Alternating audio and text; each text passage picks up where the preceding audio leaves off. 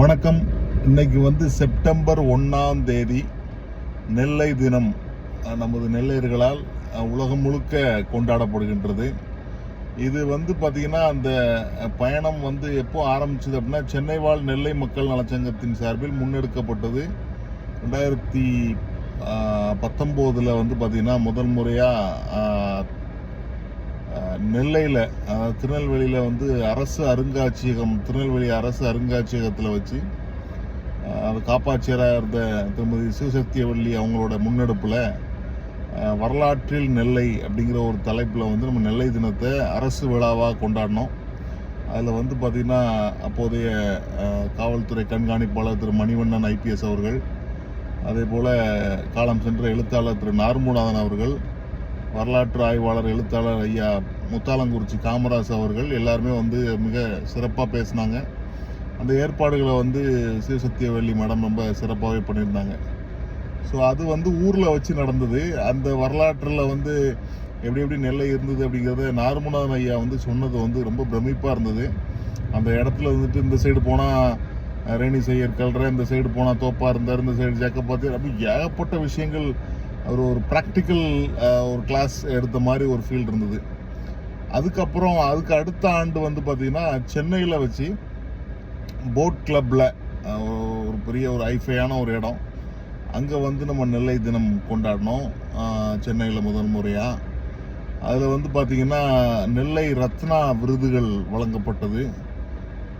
ஐயா திரு நல்லக்கண் அவர்கள், அதே போல் பாலம் கல்யாண சுந்தரம் ஐயா அவர்கள், அதே போல் VG சந்தோஷம் ஐயா அவர்கள், அதுக்கப்புறம் சமீபத்தில் காலம் சென்ற திரு நெல்லை சு முத்து அவர்கள், வரலாற்று விஞ்ஞானி, ISRO விஞ்ஞானி, எழுத்தாளர், அவருக்கு நம்ம விருது வழங்கணும்.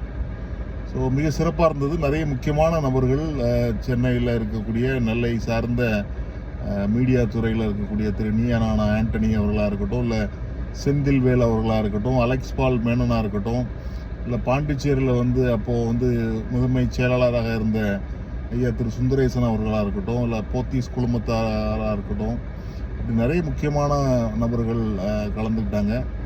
அது மிக சிறப்பாக ஆர்கனைஸ் பண்ணது மருத்துவர் திரு சு தில்லைவள்ளல் அப்படின்னு சொல்லலாம்.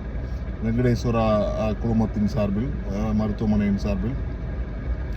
ஸோ அதுக்கு அடுத்த நெல்லை தினம் நம்ம மிக சிறப்பாகவே முன்னெடுத்தோம். 2022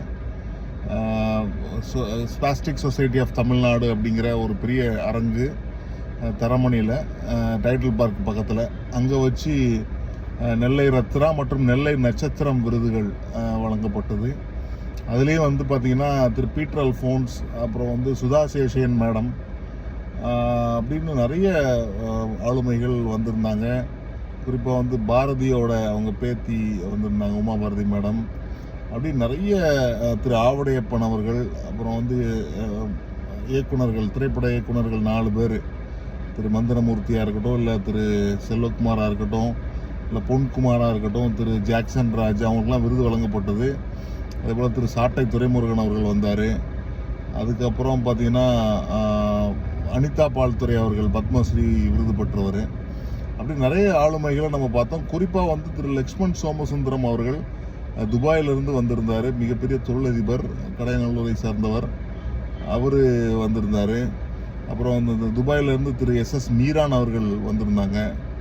முத்தாலங்குறிச்சி ஐயா வந்திருந்தார் ஊர்லேருந்து, அவருக்கு நம்ம நெல்லை ரத்னா விருது வழங்கணும். மிக சிறப்பான ஒரு இனிய நிகழ்வாக அந்த நெல்லை தினம் நடைபெற்றது. ஸோ இந்த ஆண்டு நம்ம சில பல காரணங்களால் நடத்த முடியல. கூடிய விரைவில் அந்த நெல்லை சங்கமம் நடைபெறும்.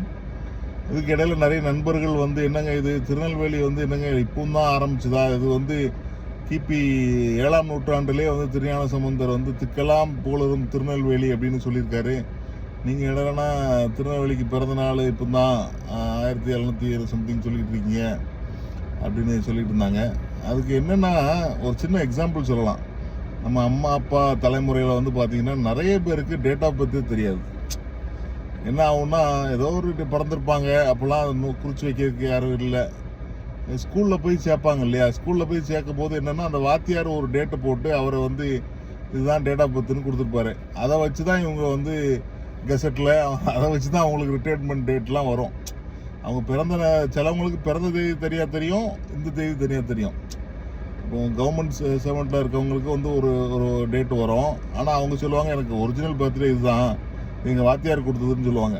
அதே மாதிரி கெசட்டில் அதாவது வழங்கப்பட்ட, அதாவது திருநெல்வேலி ஒரு மாவட்டமாக அறிவிக்கப்பட்ட நாள் தான் நம்ம வந்து நெல்லை தினமாக கொண்டாடுறோமே தவிர, நெல்லை வந்து ஒரு பழம்பெரும் நகரம், அதில் எந்த வித மாற்று கருத்தும் இல்லை.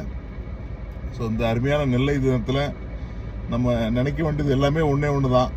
அதாவது ரிலீஜியஸ் ஹார்மனி, சமய நல்லிணக்கத்தில் வந்து பார்த்திங்கன்னா நம்மளை அடிச்சிக்கவே முடியாது.